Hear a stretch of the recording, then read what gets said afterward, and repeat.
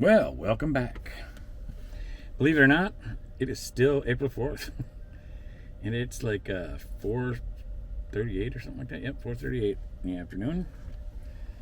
The sun's trying to punch through the clouds a little bit here. It was all gloomy and snowy, sleety for a bit, and it's still gloomy. But there's like a thin spot in the clouds that's like trying to peek through a little. I guarantee you my solar panels are liking it right now, even though it's not totally shining through. It's enough to where it's pumping some voltage and a few watts into my batteries. And it's, yeah, there's at least 13.3 volts coming through because while I've got the camera and my phone plugged in, I'm still at 13.2 to 3, 13.2, 13.3 keeps popping back and forth on my engine battery. So that means that more than likely, that means my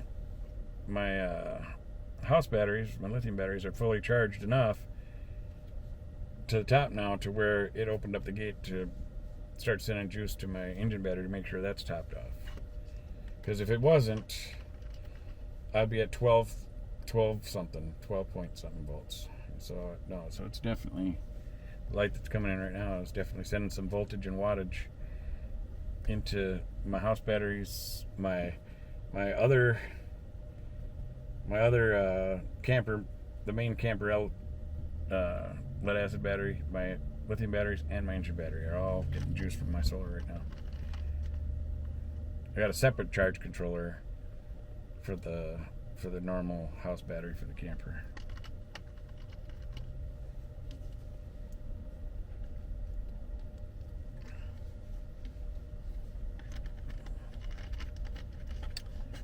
So, I got off on that the other there. That's because the sun was trying to poke its way through. So, I have been just hitting record one after another today. And I think I've been getting some pretty good stories out. Stories that definitely help you learn, get to know me better, you know. And that's part of my intention here.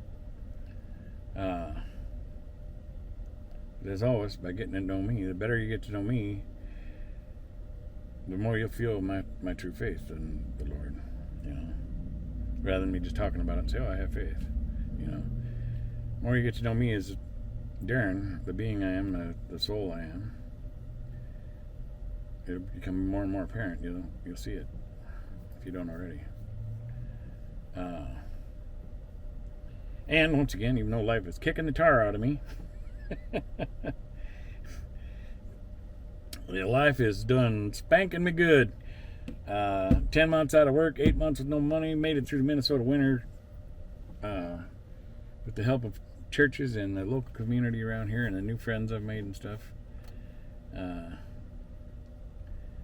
That's how I've made it through the winter. Unfortunately, kind of sad to say, none of that help whatsoever that I can think of right now. I hope I'm not missing anybody, but has really come from not one of my family. And although on my mom's side, I got family that cares about me and worries about me, you know. And it's true. Their feelings are real. They're good people, but they all got their own lives, you know. But none of my family or friends from the past, other than the exception of my friend that came to have lunch with me a couple months back, he helped me out. He bought me lunch and helped me out a little bit. Thank you very much. Greatly appreciate it. Oh, and my other friend Dina. Oh, I don't want to forget her. She's really cool. She even comes visits me at the library sometimes. So she got 3 gold stars on Facebook. That's a whole separate thing. I always post to my family when I'm editing videos at the library, and I leave it an open invite for anybody, so all the locals in the area that know me and stuff, they can, if I announce that I'm at the library and I'm going to be there till 8 p.m., open invite, you know. So some people show up and come and visit at the library. I got shushed one time too. Because I get talking loud, especially when I got company. And I had a librarian shush me. Actually, that time I was on the phone. I was talking through my earbuds and started got a little voicey. That was before my company got there, and I got shushed. That one time, yeah. I felt bad too, getting shushed at the library. Because there's a pretty fair amount of noise at that library, you know. I mean, different stuff. So if you get shushed, you're definitely being a little too loud. I can't help it. I get excited talking to people. So anyway, yeah, like I start saying, it's kind of sad to say when you think about it that I don't expect anybody to help me. Just you know, I'm in a tough, totally unfair, not good situation that happened in my life. But it's all how life goes. You deal, you know, play what you get dealt. You know, and a bit disappointed, and especially my siblings. Siblings are very disappointing. I'm very disappointed in them. You know, it is what it is. You know, and I did think that, you know, this whole transition. You know, I thought I'd have. Thought there'd be, especially some of my friends from the past that I was really close to, some of my best friends and stuff. But everybody's got lives, you know, I know that. But between some of my best friends and my family members and stuff, people that I've been close to and stuff, I just really thought that I would have had more support through it all. I have had some really good support, without a doubt. I just thought people would want to stay in touch with me more or something. I don't know. So, but it's okay. I still love them all. As for my siblings, you know, I love them too, but I love them from a distance. And I'm going to guess that some people watching this video, when I say I will love my siblings from a distance, I bet you there's people that totally understand that in their own way. May not even be a similar situation like, you know, with the death in the family and all the greed and stuff. It might be something totally different, but I'll bet you, I almost lay money on it that there's some people who watch these videos that can definitely relate to I love my family from a distance. I think that's a pretty fair statement. So, but yeah, I'm gonna be all right. I believe so. I believe things are gonna get really good for me at some point. I just wish it would happen a lot faster. You know, I believe that I've sowed, looking at the Bible, and what you sow and what you reap, which I got off a subject on in the last video because I started going somewhere with a story, and maybe I'm heading right here. Okay, we're gonna say that's where I'm gonna tell a story that's gonna get here and complete right here. We'll say. Here I am. I'm on my way. I'm telling you all this stuff about it, and I might be joking and stuff. And then this happened over here, and we're getting a little closer. And then this, and then then I end up way over here, and I didn't make it to here. Sorry. So I guess that's part of you getting to know and understand or learn me and who I am. Now, if you're here in person, well, then you could kind of help guide me. You know. Because then as I was talking about a subject, if I forgot and started training off, well, then you'd be able to say, hey, what were you going to say about this, you know, and then, oh yeah, then that'd help guide me back. But because I'm talking to you through a camera, I got to do my best to try to stay on subject or to a goal, if I had a goal that I'm starting with. And sometimes, most time I do, I'm like, oh yeah, I know, I got a story to tell you, and I'm gonna get there, but then somehow I end up over here. I started on my way there, but then I veer off. So that's that. And I did it again.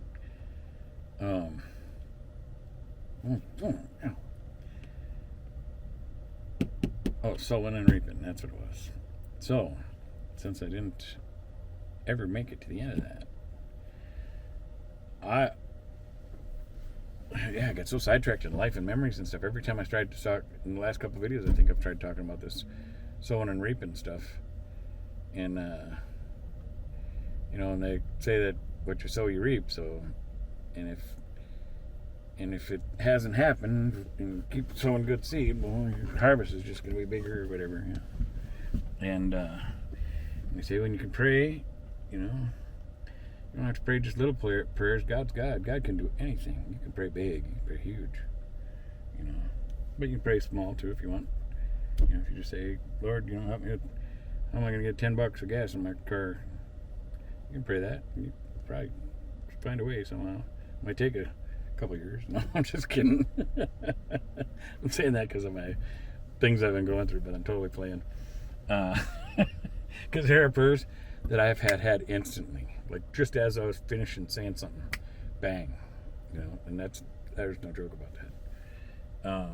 Doesn't always have working that way, and those ones are kind of rare, but it has happened to me numerous times where I prayed for something, and one of them was just as I was praying it happened. It was just amazing. A couple times like that, few.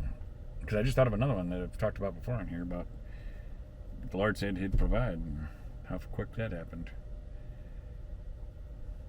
And it's just amazing. The Lord is amazing. Blows my mind. But as amazing as He is, the Lord don't go throwing no lightning bolts at me here, but I'll do a little complaining now.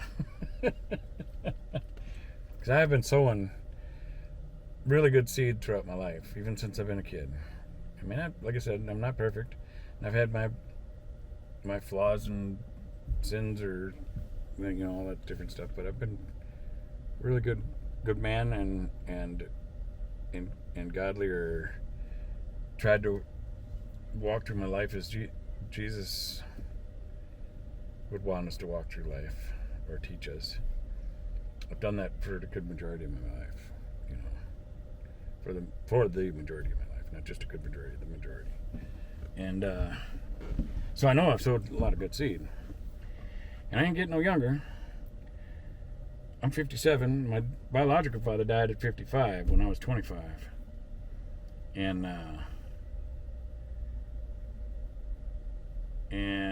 I used to think I was going to probably die, maybe, because I was an Elvis fan. Maybe that's where that came from. But I used to think I was going to die by about the time I was 42. I don't know why I felt like that. And that could have been because I was influenced. I really liked Elvis a lot, and Elvis died at 42. You know? So I think that might have been where that kind of came from, maybe. And then, made it past that. Well, there were some rough times. I wasn't sure if I was even going to make it to 42 in my teens to my 20s. But I got to stay on this sow and reaping thing. Because I'm starting to I can already see me getting sidetracked. Then, when my dad died at 55, I figured, well, maybe I'll make it to 55 like my dad. You know, maybe I'll make it that long. Well, here I am, 57. Now I made it 2 years past my dad. Now my grandpa, my dad's dad, he lived to be 80-something, 87 maybe or something like that. I don't know. He was up there quite a ways though. He lived up into his 80s anyway.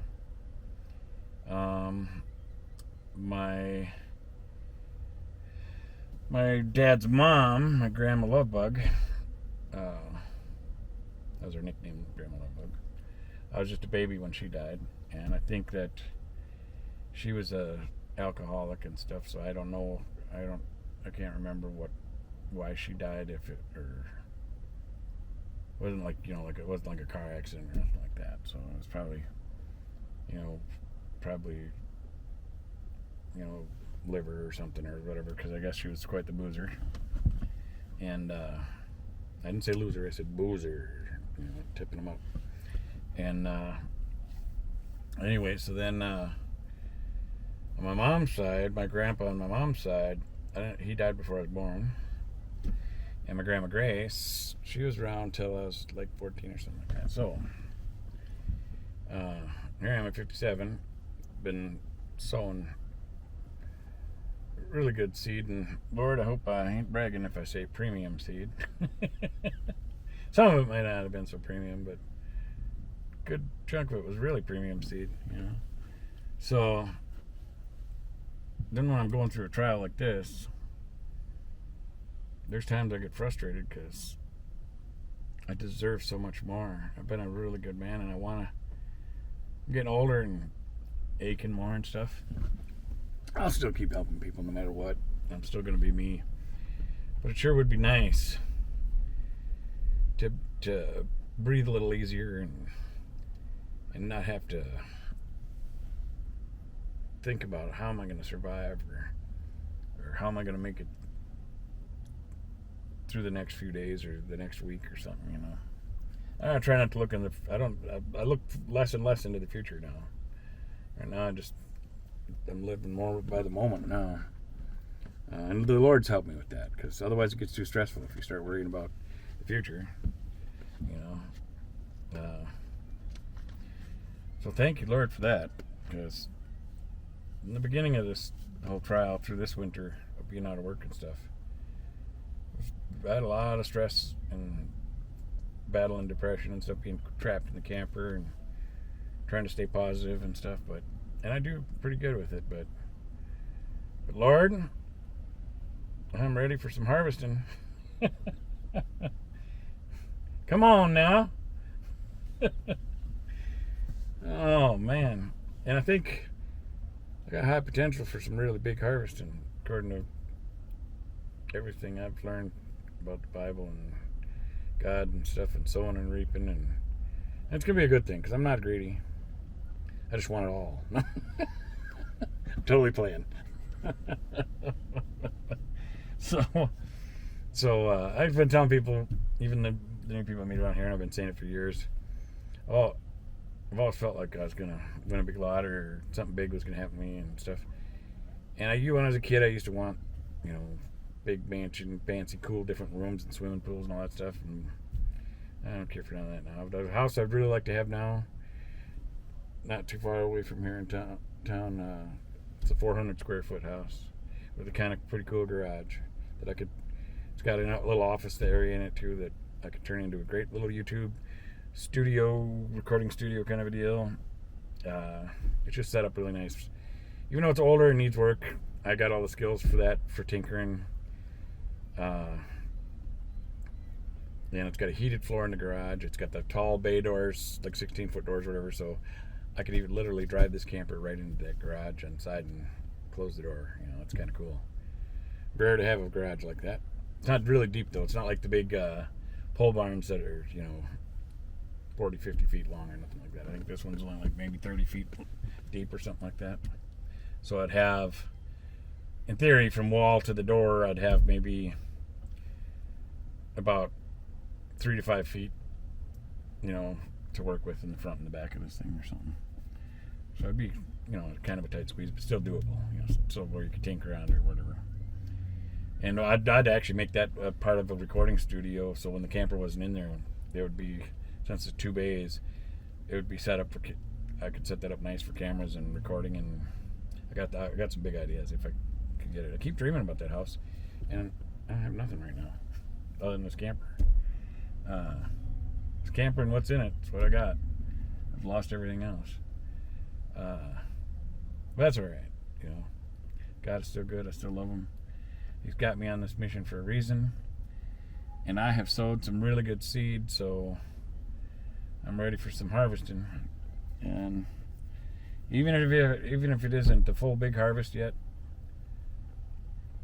I'd like to get harvested enough to get that house, get settled in, and then enough to where I could start doing a little traveling and helping people or something. I don't know. But oh, come on, Darren. Sowing and reaping, that's where I was at.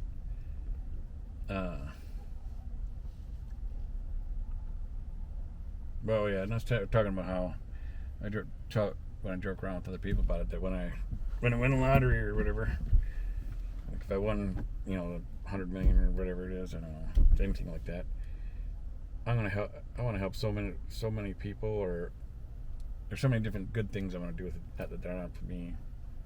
Well, they kind of are for me because they're things I care about or whatever, but as people and helping people. But there's probably some stuff I'd do with animal shelters and stuff. I really have some ideas for building some pretty cool nonprofit ideas that would help travelers and homeless people and stuff. And I will start it, because this is my home state, Minnesota. If I get enough, that's where I'd start it here, to build my first prototype of it or whatever that would end up being a nonprofit And I got some really good ideas about it. Talked to about numerous friends, even new ones that I've met here, that really like the idea and are pretty impressed by it. And some people in Wisconsin. I think it's a really cool idea. So, but it, I ain't in no position to even do that right now. But other than that, I always tell people I'll help a lot of people because I don't need a castle. Now, if I get that little 400 square foot house over there, I'd get a couple little toys. Nothing. I don't need a whole bunch of stuff, but I still want to keep a camper because I want to be able to travel around the United States and see some of these things I see, and I know God will guide me to people along the way. But as for the home base, which will be nice, because then if I take these little trips, I got a place to go back to relax and re-energize, to go out there again. Because if you're a person that does help other people or work with psychology or I don't know, but if you're really into helping people and stuff like that, or in human services and stuff like that, it can get taxing on you when you're helping people. Not taxing like taxes, but it can drain energy from you when you're helping people because you care, and you can start getting low on energy because you put energy into helping all these people. So sometimes you got to take a break, and whether it's laying down and relaxing, watching the show, going into your own little peaceful time to relax and recharge. And you don't even have to watch something, even if you're just relaxing your body and maybe talking to God or something, or just being at peace, to recharge before you go back into the trenches again to help these people.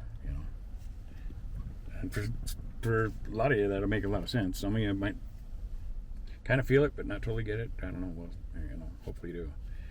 So that's what would be nice about having that home base, is that way I have a place to kind of a little escape that I can go to recharge. And even in this area here, I could feel and see myself, even though that house isn't far from here, I can see myself sometimes more so during the summer, but maybe in the winter too, because I've already lived through the winter here in the camper. But I can see coming back and staying around town overnight, in the different lots and interacting with the people, Just, I like it. I enjoy it. But yeah. As for the toys, oh boy, I'm getting long. I have to cut this short here. As for toys I would get, they'd be toys that are justified toys, kind of. Maybe, I don't know if I'd get any unjustified toys or not really, but a plow truck. I'd get a plow truck because we get snow here in Minnesota. I'm getting older. I don't want to have to shovel or snow blow. I mean, I'd still want to shovel on a snow blower because for doing like sidewalk areas or something that's smaller, but yeah, I would like a plow truck or something with a plow. So when I get a lot of snow, I can just plow it down the driveway and stuff. Now, plus I could use that for income. You can subcontract out in the winter, like to other plow outfits that got contracts. You can sign up with them to be on call, and when the snow comes, if you're with them, they'll be like, "Hey, we got snow coming. You ready to make some money?" Yeah. Well, if you got your own plow truck, make at least $100 an hour with your own plow truck. So I could definitely use it to generate extra income too. So it would be a good investment. Yet kind of look at it as kind of a toy, but it's not. It's because it saved me a lot of backbreaking work. But stuff like that, a couple little things like that, but nothing major. Ain't much more I really want. I'm happy with the camper, and as long as this runs, I can keep this going for a while. I don't need to buy a new one. It's a 96, but I've already put over $5,000 into the drivetrain and stuff. Runs good. I mean, I got to redo some of the seals, and I got to redo this top corner here because I got this piece in here that came off in the super strong winds we had the other day. It's a piece that fits up underneath the flashing edge, and it's been too rainy and cold for me to do that. It's not leaking or nothing, but it helps hold the roof stable, so in between the rocking and shifting, it wedges up underneath the overhang lip to keep it tight, so that way it doesn't give it room to rock and shift and loosen stuff up. So I got to get that back in yet. So I haven't did no highway driving or nothing since it came out. I've only driven to the gas station and back, and that's it a couple times. But we have had some strong winds, So I try to pay attention to that so the wind ain't all pulling on it. Like today it was coming this way, that's why I'm parked this way. So this one's gotten really long, I guess. Oh yeah, this is a long one. Well, God bless you. Thanks for watching, and we'll see you on the next one.